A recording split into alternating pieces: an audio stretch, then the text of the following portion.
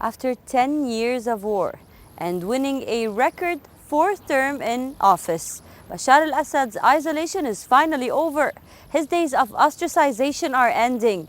Gulf states are warming up with the leader, and it looks like Syria is ready to be friends with the Arab world. But what suddenly changed the minds of Arab states?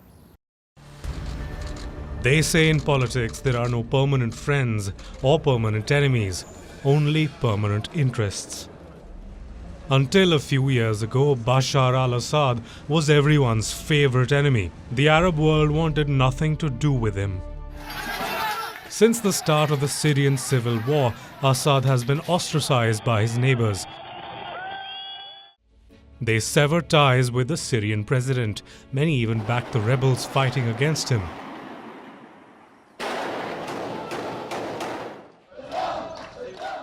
But unlike regimes that fell like dominoes, Assad emerged as the last man standing. Last month, he had a smile on his face as he cast his vote during the presidential elections. His win was no surprise to both Syrians and countries across the globe. But for Bashar al-Assad, it was a new mandate, one that has given his presidency a new lease of life. The isolation is over for the Syrian leader. He seems to have been completely rehabilitated. The UAE and Egypt consolidated ties with Syria. UAE even unlocked the doors to its embassy in Damascus. For Saudi Arabia, the key is to lure Assad away from Iran.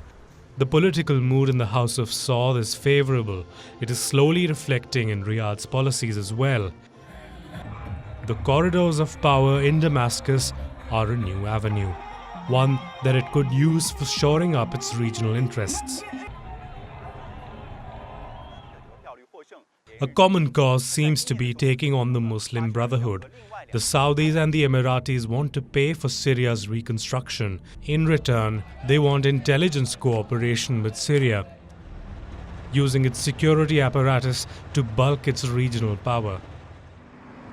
The move kills two birds with one stone. It can contain the rise of domestic political Islamists, plus the finances can be used as leverage, keeping Damascus away from the clutches of Tehran. US and Europe are urging Gulf states to not normalize ties. But their reluctance to not engage has left the field open for countries like Russia.